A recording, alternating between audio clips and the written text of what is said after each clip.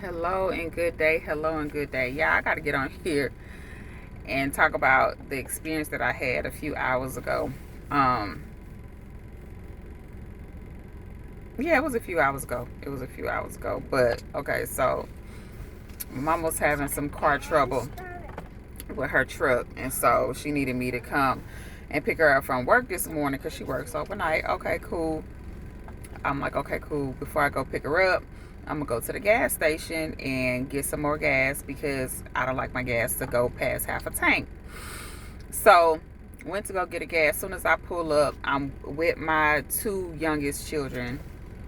Um, my son's away at college, and so my little ones, I'm with them. I'm making a video. um, and I'm making this. Okay, I want to say I'm making this video about this crazy situation while they're in the car because they were here with me whenever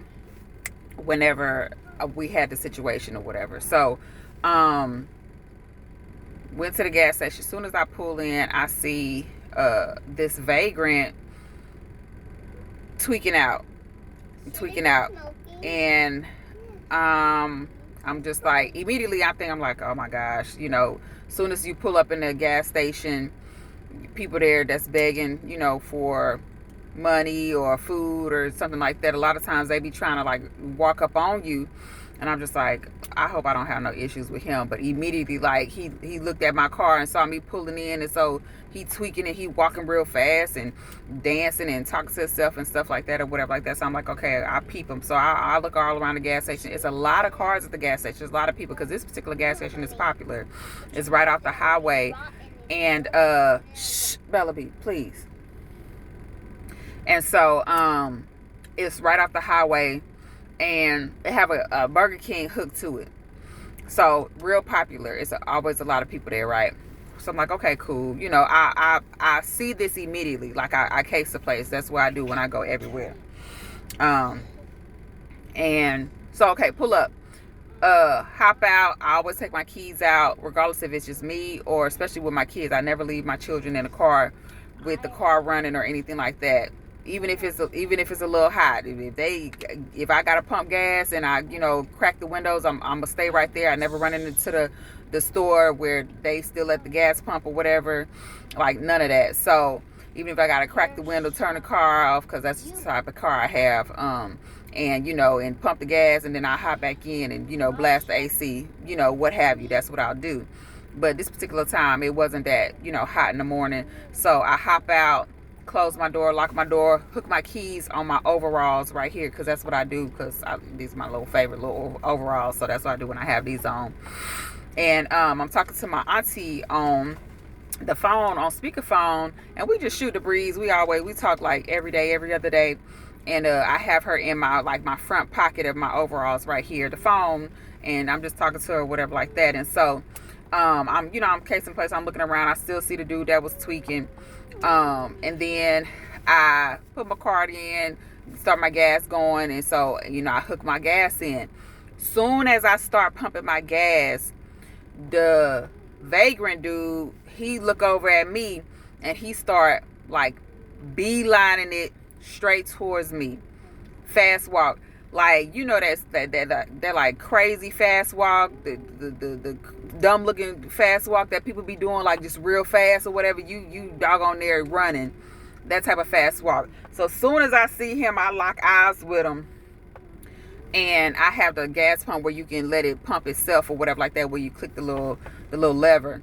And so I put both my hands up because right now I'm hands free because I had already put my card away. So I put both my hands up and I say, I don't have nothing for you. Don't run up on me. Look at him dead in his face. Immediately, this is where the story turns bad and almost fatal. Immediately, he begins to cuss me out. I'm every name in the book while he's still approaching me fast speed. No problem. I got something for that. I reach in the car. I get that tool. I come out the car. I replace my phone that's in my front pocket for my tool. That literally takes me 2 seconds because I have it easily accessible when I'm driving, when my children are buckled in. And even though my children are little, we do a lot of safety as it pertains to that sort of thing, right? So they know not to touch it or anything like that. But when I'm driving, they're buckled in, I know nobody is loose, I keep it right next to me. So I have it in my pocket, and I'm just like, man, do I need to just stop my gas and leave because he's tripping? But like soon as, like, because I'm looking at him, I grab it, I'm looking at him out my back window, and then when I get out, I see him, he like turned around, so he did like a pivot, he turned around, went and was going like back towards the store. And the dude that worked inside the store, I think it's like an Arabic man, he comes out and he's talking to him, telling him to leave me alone. So the dude, the vagrant, turned back around and look at me, and I'm trying to hurry up and finish pumping my gas. He starts coming at me again. This time he gets even closer. So he's more than halfway between me and the gas station, between like the pump and the gas station. So I draw down on him. And I'm yelling at him, and I'm like, hey, I told you, do not run up on me. I don't have nothing for you. I'm telling you no, do not run up on me. Because he already had started cussing me out. So I'm like, it's already aggressive when I tell him no. That situation was almost fatal. We had a back and forth. I finished pumping the gas. I put the gas lever up. I didn't want to turn my back because it was like he was steady getting close. Now the guy that worked on the inside, he came, he's running up. I have to angle my tool down because then he moved into my line of fire. If you know what I mean, you know what I mean. He moved into my line of fire. So I angled my gun down. So I'm like, okay, I'm getting ready to go. But the dude is pushing up on him like he trying to get to me. So I'm just like, okay, this is a direct threat. This is a direct threat, and I'm not going to turn my back on the threat. And so while he's, talking to me crazy, I'm talking back, and I'm like, you better get him out of here. He needs to leave. Get him away from me. It's like he's pushing to come towards me. So he like does a spin and goes around like 2 pumps and comes towards the front of my vehicle. He's even closer. Baby, when I tell you point blank range, if point blank range was a situation, it was that one this morning at the gas station.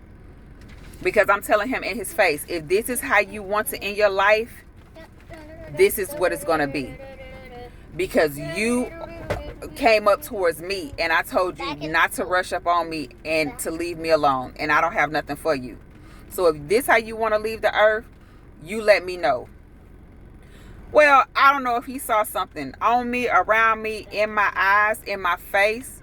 The dude, he continued to cuss me out, but he turned around and he walked off. He went over under the underpass. I say all of this to say a couple of things. One, that situation, for me, it was adrenaline inducing. But because I'm always ready for the smoke, I didn't feel scared. Who did feel scared were my children. People need to understand, leave folks alone. This is another sign of the times for me. The aggression is crazy. When a person tells another person no is a complete sentence. No is okay. Folks need to understand that no does not mean attack. No means that you can't get what you want from me. But my thing is also understand that if I tell a person no, or if you tell a person no, and they come at you, what all is fair in love and war. All is fair in love and war. You gonna get what you asking for. Leave folks alone. Because I live by the ideology that I'm going to survive this situation. Whatever situation it is, I'm going to make sure that I survive. and that I make it back home with my children intact, whole, and in tow. So that situation, I could have been on the Houston news somewhere, but thank the Lord that it did not pass that threshold. Because my thing is that I don't mess with people. I leave folks alone. I let well enough alone. I'm not out here acting a fool. Even if I go out from time to time, I'm not belligerent or just, I don't get sloppy or nothing like that. And I live my life in that manner, because earlier in my life, I, was wilding. But now I know that when you do things like that, or you live in that type of atmosphere or in that type of way, you attract certain attention. So I don't live like that. Hold on, baby, I'm almost done. So I don't live like that. But on the outside, people may see this. They see a mom with small children or whatever like that, but you don't know what I have up here, and you don't know what I have in here. You don't know what I've been through. You don't know what training I have. Nobody knows all of that. So you have no idea that I used to be a certified crash out. Like, and I know, and it's funny that I hear that a lot, and it's just like everybody uses it like, oh, I used to, oh, okay, I'm about to hurry up because the library opening right now. So it's just like, you have no idea my background. It's still there. The Lord is working on me. He's been working on me, and I've been working on myself to deliver myself unto him. But baby, I give grace to believers. I don't know if he was or if he wasn't, but he sure wasn't acting like it. And what I say is, I'm going to survive the situation. So I say that to just say, look, be careful. Be careful who you around. Always watch your surroundings. Be ready for whatever, because people are starting to act a fool. They've been acting a fool, but it's just like in broad daylight with a whole bunch of people around. People are going on the attack. You got to decide if you're going to be ready for it or not.